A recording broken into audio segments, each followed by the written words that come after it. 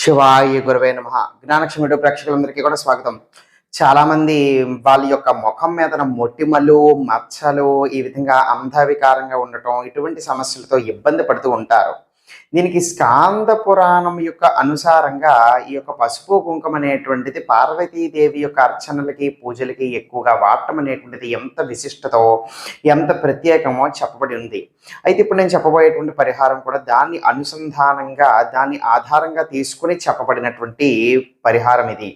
ఏం చేస్తారంటే ఏదైనా సరే ఒక శుక్రవారం నాడు మొదలుపెట్టండి. ఇంత సమయంలో చేయాలని లేదు. మీరు స్నానం పూర్తయిపోయిన తర్వాత మీ యొక్క పూజా మందిరంలో చక్కగా పార్వతీ పరమేశ్వరులు ఒక పటం ఖచ్చితంగా ఉండాలి. వాళ్ళకి నమస్కారం చేసుకుని దీపం అనేటువంటిది వెలిగించి ఒక చిన్న పాత్రలో పసుపు, కుంకుమ రెండు కూడా వేసి నీళ్లు దానికి సరిపడా వేసి పసుపు కుంకాన్ని ఆ యొక్క నీటితో చక్కగా కలిపేయండి.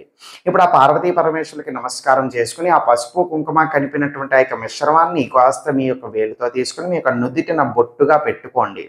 కనుబొమ్మల మధ్యన ఈ విధంగా నుదిటిన బొట్టుగా చక్కగా పెట్టుకున్న తర్వాత ఓం హ్రీం పార్వత్యై నమః. మళ్ళీ చెప్తున్నాను, ఓం హ్రీం పార్వత్యై నమః.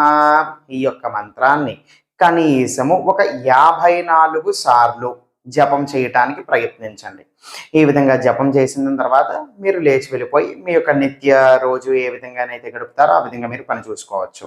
అయితే ఈ విధంగా విడవకుండా ఒక 16 శుక్రవారాలు ఎవరైతే చేస్తారో ఇదే పనిని వాళ్ళ యొక్క ముఖములో విపరీతమైనటువంటి వర్చస్సు, విపరీతమైనటువంటి తేజస్సు, కళాకాంతులు, ఆకర్షణీయంగా అందంగా మీ యొక్క ముఖము మారుతుంది అని ఆధారాలు అనేటువంటివి ఉన్నాయి. కాబట్టి ఈ యొక్క పరిహారం ద్వారా మీ యొక్క ముఖము చాలా కళావంతంగా, తేజస్సుతో, కాంతివంతంగా, ఆకర్షణీయంగా, అందంగా తయారవుతుందన్నమాట.